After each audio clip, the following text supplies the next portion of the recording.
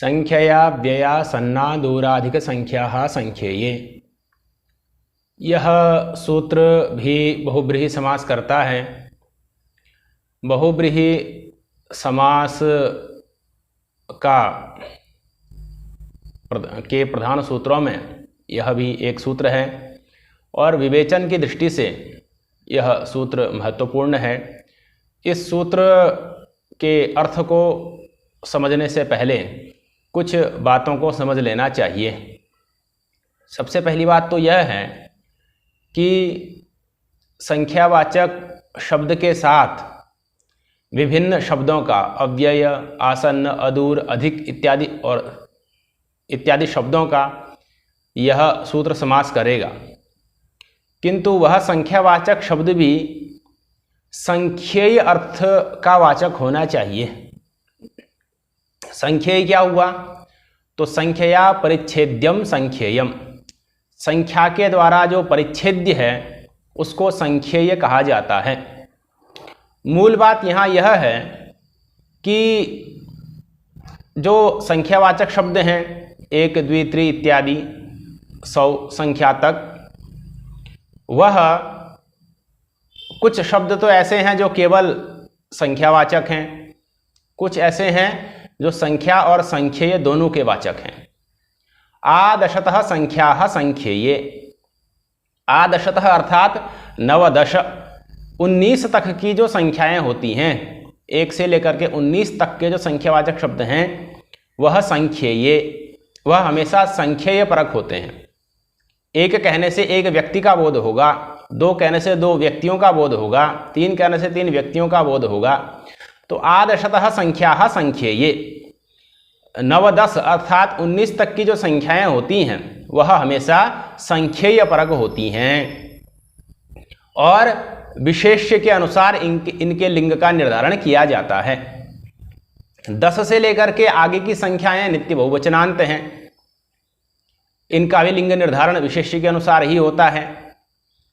किंतु 20 से प्रारंभ करके आगे की जो संख्याएं हैं वह संख्या परक भी होती हैं और संख्येय परक भी होती हैं। 20 सदैकत्वे संख्या संख्येयोः समाः संख्यार्थे द्विबहुत्वे स्तः तासु चा नवतेः स्त्रियः। यह अमरकोश का वाक्य एक श्लोक है। यह इस विषय का प्रतिपादन करता है कि 20 सदैकत्वे संख्या संख्येयोः समाः, कि 20 आदि संख्या 20, 21, 22 इत्यादि जो संख्याएं हैं वह सदैकत्वे हमेशा एक वचन में ही प्रयुक्त होती हैं। संख्या संख्येयोः समाः, और यह संख्या अर्थ में भी होती हैं और संख्येय अर्थ में भी होती हैं।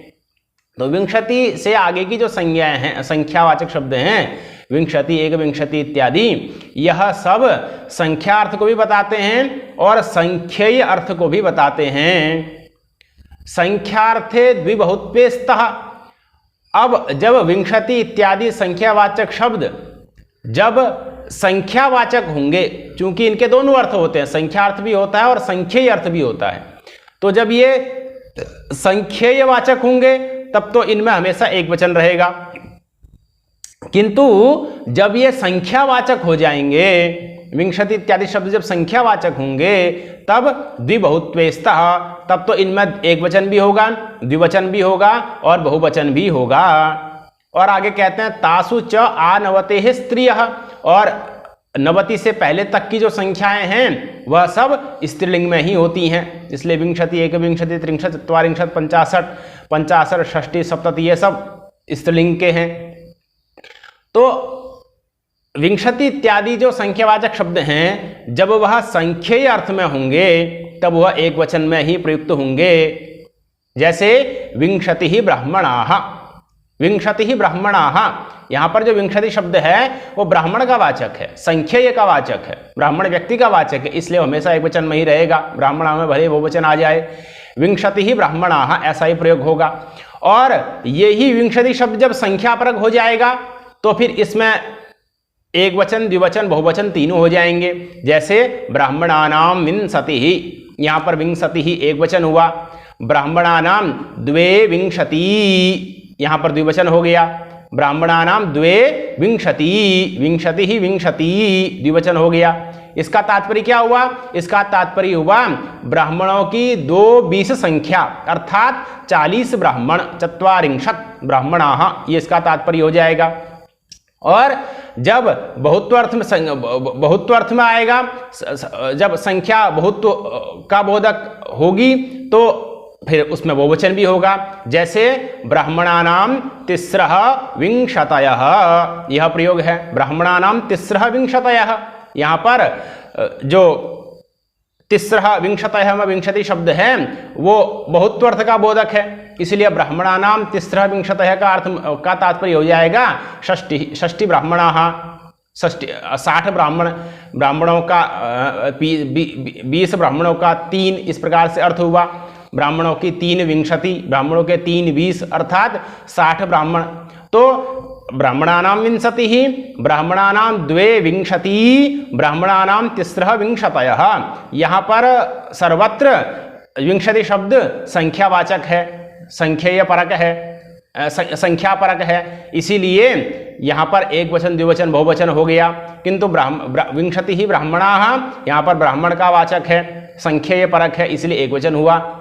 तो कहने का इस सूत्र का अब कार्य प्रारंभ होता है कि जब 10 तक 9-10 तक तो कोई समस्या ही नहीं है, 9-10 तक तो संख्येय परक ही हैं संख्याएं, किंतु विंशति इत्यादि स्थल में जहां पर विंशति इत्यादि शब्द संख्या परक भी हैं और संख्येय परक भी हैं, वहां पर जब विंशति इत्यादि शब्द संख्येय परक होंगे तभी समास होगा। जब विंशति इत्यादि शब्द संख्या परक होंगे तब समास नहीं होगा। ये इस सूत्र के द्वारा कार्य किया जाता है। उसी को सूत्र में बताया गया, संख्यया व्यया सन्ना दूराधिक संख्या संख्येये। संख्यया तृतीयांत है, अव्यया सन्ना दूराधिक संख्या प्रथमा विभक्ति बहुवचन का है, संख्येये सप्तमी विभक्ति एकवचन का है। 3 पद का सूत्र है। अब जो संख्येय पद है उसको संख्यया के साथ जोड़ना है। संख्येये संख्यया, इस प्रकार से अन्वय करना है। संख्येये वर्तमानया संख्यया, इस प्रकार से अन्वय होगा। संख्यया परिच्छेद्यम संख्येयम, संख्या के द्वारा जो परिच्छेद दिया उसको संख्येय कहते हैं। तो संख्येये वर्तमानया संख्यया, संख्येय अर्थ में वर्तमान जो संख्या उसके साथ समास होगा। किसका समास होगा? अव्यय, आसन्न, अदूर, अधिक, संख्या, इतने शब्दों का समास होगा। संख्या, व्ययासन्ना, दूरा, अधिक संख्या, अव्यय, आसन्न, अदूर, अधिक संख्या, इतने शब्दों का समास होगा।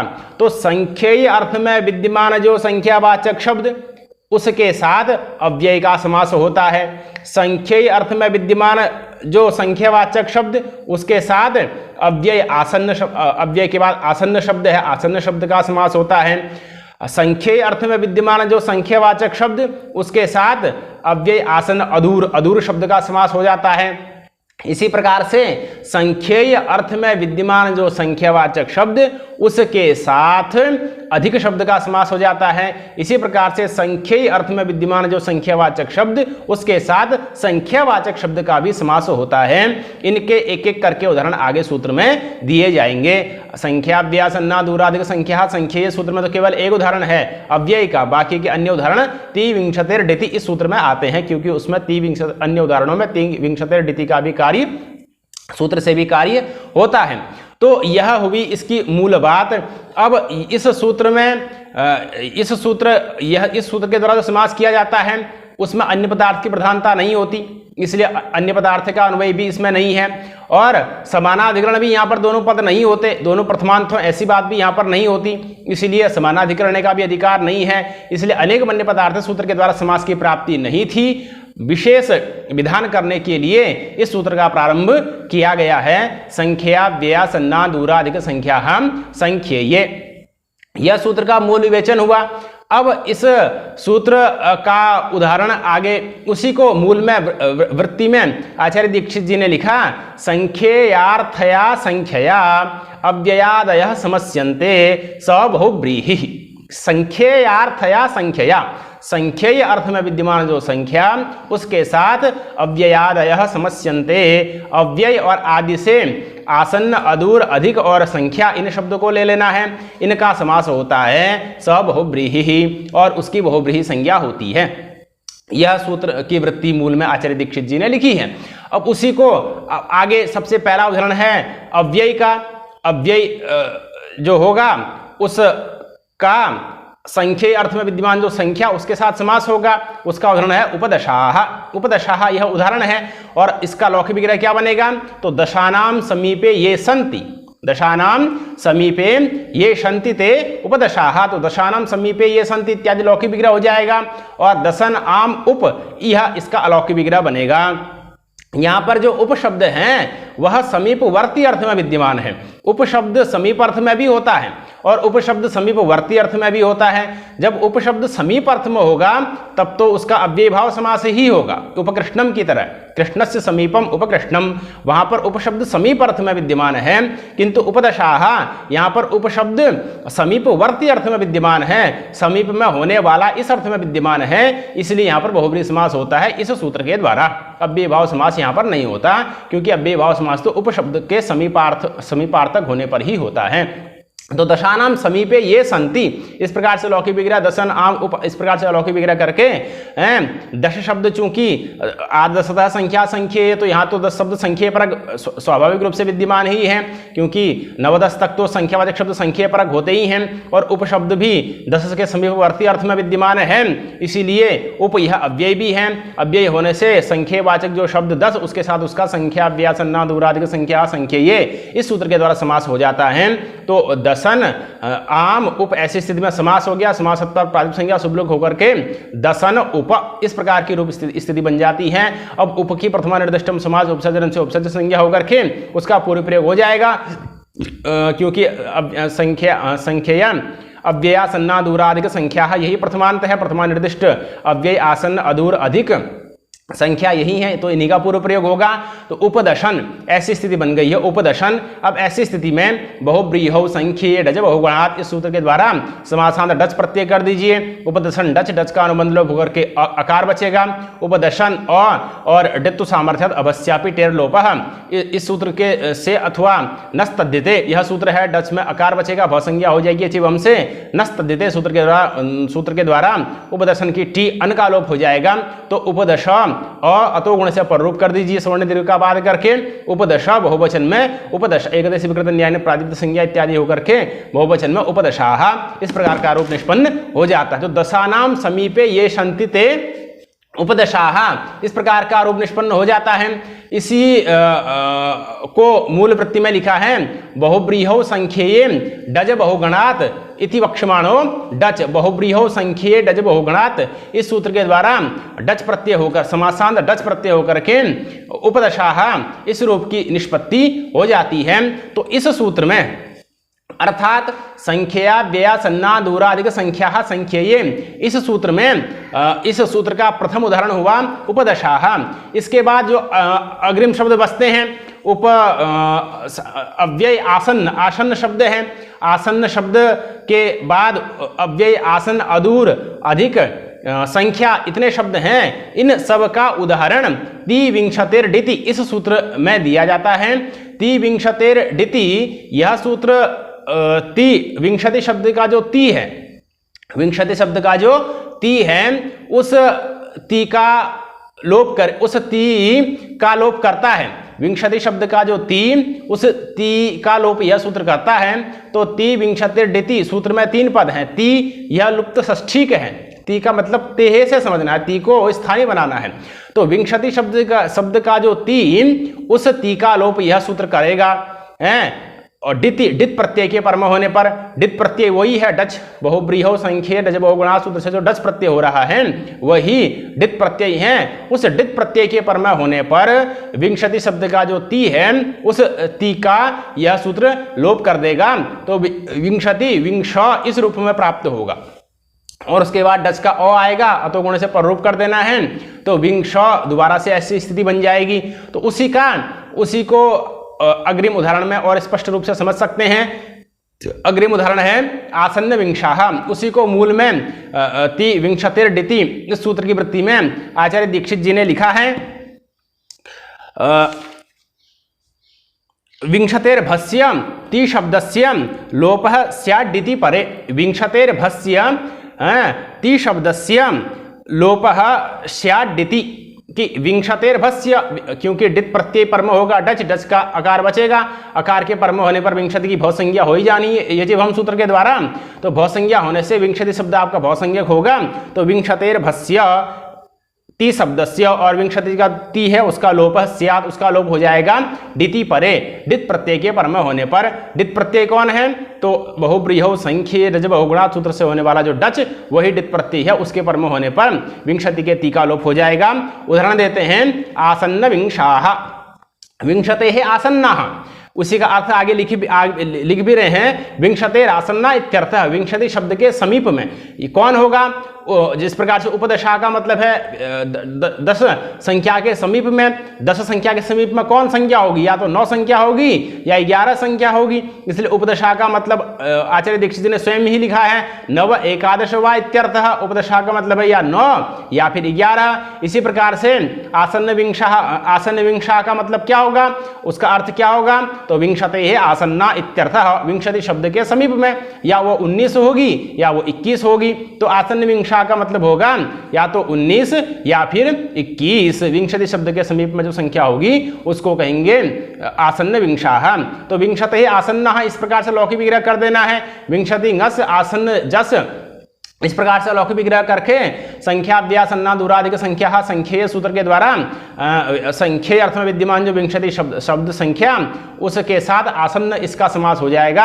तो विंशति आसन्न ऐसी स्थिति बन जाएगी। समास प्रातिसंख्या शुभलोक होकर के विंशति आसन्न, आसन्न को पहले ले आइए, आसन्न विंशति हो जाएगा। समासन डच प्रत्यय कर दीजिए, डच का अनुबंध अ बचेगा। आसन्न विंशति अ के परम होने पर आसन्न विंशति की भौसंज्ञा, भौसंज्ञा होते ही ति विंशतिर डिति इस सूत्र के द्वारा ति शब्द का लोप हो जाएगा। आसन्न विंश अतो गुण से पररूप आसन्न विंश वो एकदश विकृत न्याय ने फिर प्रातिसंख्या स्वादिकारी होकर के आसन्न विंशाः इस प्रकार का रूप निष्पन्न हो जाता है। विंशतेः आसन्ना इत्यर्थः। आसन्न विंशाः का मतलब है विंशति शब्द के समीपवर्ती संख्या। तो विंशतेः आसन्ना इत्यर्थः ये इसका अर्थ होगा। तो इस प्रकार से अव्यय का उदाहरण भी दे दिया गया। उसके बाद आसन्न शब्द का भी, आसन्न का भी उदाहरण दे दिया गया। अव्यय आसन्न अदूर, अदूर शब्द है। अदूर शब्द का उदाहरण है अदूरत त्रिंशाः, त्रिंशतः अदूराः। इस प्रकार से लौकिक विग्रह हो जाएगा। तो अदूर त्रिंशा का तात्पर्य वही होगा या 31 या फिर 29। त्रिंशत संज्ञा से अदूर, त्रिंशत संख्या के नजदीक में जो संख्या है उसको कहेंगे अदूरत त्रिंशाः। तो त्रिंशतः अदूराः इस प्रकार से लौकिक विग्रह कर देना है। त्रिंशत ngस अदूर जस इस प्रकार से लौकिक विग्रह कर करके त्रिंशत शब्द चूंकि संख्येय अर्थ में विद्यमान है, त्रिंशत या संख्या संख्येय अर्थ में विद्यमान है, इसलिए अदूर का समास हो जाएगा, अदूरत त्रिंशत बन जाएगा। और इधर डित प्रत्यय पर में होने पर अत टीका लोप होकर के अकदो गुणे पर रूप होकर के अदूरत त्रिंशाः इस प्रकार का रूप निष्पन्न हो जाता है। अदूरत त्रिंशाः। तो अदूरत त्रिंशाः का मतलब हुआ त्रिंशतः अदूराः, अदूरत त्रिंशाः। त्रिंशत संख्या से जो अदूर है उसके नजदीक में जो संख्या उसको अदूरत त्रिंशाः कहा जाता है। तो अदूरत त्रिंशाः यह अदूर शब्द का उदाहरण हुआ। इसके बाद अग्रिम शब्द है अव्यय आसन्न अदूर अधिक, अधिक चत्वारिंशाः, चत्वारिंशतः अधिकाः। तो चत्वारिंशत अधिकाः इस लौकिक विग्रह में चत्वारिंशत ngस अधिक जस इस लौकिक विग्रह में संख्या व्यासन्ना दूराधिक संख्या संख्येय सूत्र से समास हो जाएगा। अधिक और अधिक को पहले ले आएंगे, अधिक चत्वारिंशत बन जाएगा, डच हो जाएगा। डच होते ही इधर टीलोप इत्यादि होकर के वर्ण पर रूप होकर के एकदश विकृत न्याय ने फिर प्रातिसंख्या स्वादिकारी होकर के अधिक चत्वारिंशाः इस प्रकार का रूप निष्पन्न हो जाता है। अधिक चत्वारिंशाः। तो इस प्रकार से अव्यय, अव्यय आसन्न अदूर अधिक इन 4 शब्दों का उदाहरण निष्पन्न हुआ। इसके बाद अग्रिम उदाहरण है संख्यावाचक शब्द का द्वित्राः। द्वौवा त्रयोवा इस प्रकार से लौकिक विग्रह करना है। द्वौवा त्रयोवा इस लौकिक विग्रह में द्विशब्द द्वि अव त्रिजस इस लौकिक विग्रह में संख्या व्यासन्ना दूराधिक संख्या संख्येय इस सूत्र के द्वारा संख्या समास हो जाएगा। समास होने से द्वित्री ऐसी स्थिति बनेगी। द्वित्री, द्वित्री ऐसी स्थिति में फिर समासांत डच प्रत्यय होकर के टिलोप यचि भौसंज्ञा सूत्र के द्वारा इकार का लोप होकर के द्वित जस में द्वित्राः इस प्रकार का रूप निष्पन्न हो जाता है। तो दो वा त्रयो वा, 2 या 3 इस प्रकार से प्रयोग होता है। अब यहाँ पर एक बात होती है कि द्वित्राह कहने से तो कभी दो का बोध होगा, कभी तीन का बोध होगा। तो जब दो का बोध होगा तो उस काल में बहुवचन का प्रयोग कैसे करेंगे? तो उसका महाभाष्यकार ने समाधान दिया कि अनिष्टय बहुवचनम वक्तव्यम, जहां पर अनिष्टय होगा वहां पर बहुवचन का प्रयोग कर देना चाहिए। तो इस प्रकार से द्वित्राह में भी द्वित्व की विवक्षा में बहुवचन का प्रयोग किया जा सकता है। तो संख्यावाचक जो संख्या, उसके साथ संख्यावाचक शब्द के समास का उदाहरण हो गया द्वित्राह। और संख्याव्यासन्नादूरादिक संख्या संख्यये में जो पहला संख्या पद है वहां पर भी संख्या से उसके स्वरूप को न लेकर के एकादि शतांत परक जो संख्यावाचक शब्द है उन्हीं को लेना है। और अग्रिम जो संख्या शब्द है अव्यासन्नादूरादिक संख्या वाला संख्या शब्द, उसमें भी स्वरूप ग्रहण न होकर के एक आदि शतांत परक जो संख्यावाचक शब्द हैं उन्हीं को लेना है। दोनों जगह है स्वरूपक ग्रहण न होकर के एक आदि शतांत जो संख्यावाचक शब्द हैं उन्हीं को लिया जाता है। तो इस प्रकार से संख्यावाचक शब्द के समास का एक उदाहरण हुआ। और संख्यावाचक शब्द का संख्यावाचक शब्द के साथ समास का दूसरा उदाहरण भी दे रहे हैं। द्विरावृत्तादशम द्विदशाः विंशतिरित्यर्थः। द्विहि आवृत्तादश, यहाँ पर सुच प्रत्यय के अर्थ में बहुब्रीहि समास किया गया है। द्विहि आवृत्तादश इस प्रकार से लौकिक विग्रह बन जाएगा। तो द्विसु आवृत्तजस इस प्रकार से लौकिक विग्रह कर करके संख्याव्यासन्नादूरादिक संख्या संख्य सूत्र के द्वारा समास होकर के द्विदशन इस प्रकार की द्विसुदशन जस इस प्रकार के लौकिक विग्रह में समास होकर के प्रातिपदिक संज्ञा शुभलोक इत्यादि होकर के द्विदशन इस प्रकार की स्थिति बनती है। सुच प्रत्यय यहाँ पर इसलिए नहीं होता क्योंकि बहुब्रीहि समास के द्वारा ही एकार्ति भाव सामर्थ्य से सुच प्रत्यय का अर्थ उक्त है, इसीलिए सुच प्रत्यय यहाँ पर नहीं होता। इस प्रकार से महाभाष्य में बात बताई गई है। तो द्विदशन शुभलोक इत्यादि होकर के द्विदशन बन गया। डच कर दीजिए, डच के परम होने पर द्विदशन की भव संज्ञा और नस्त से द्विदशन के टी भाग अनकालोप द्विदश बन गया। एक देश विकृत न्याय ने फिर प्रातिपदिक संज्ञा शुभलोक प्रातिपदिक संज्ञा स्वाधिकारी होकर के द्विदशाः, द्विदशा का मतलब हो गया विंशति इत्यर्थः। द्विदशा का तात्पर्य होता है 20 से, द्विदशा का मतलब हो गया 20। तो इस प्रकार से संख्याव्यासन्नादूरादिक संख्या संख्यये एवं ति विंशतिर्डिति इन दो सूत्र का विवेचन पूर्ण होता है। बहुब्रीहि समास करने वाला यह प्रधान सूत्र था। और इसमें जो दो वा त्रयो वा इत्यादि विग्रह में वा के अर्थ में बहुब्रीहि समास किया गया है।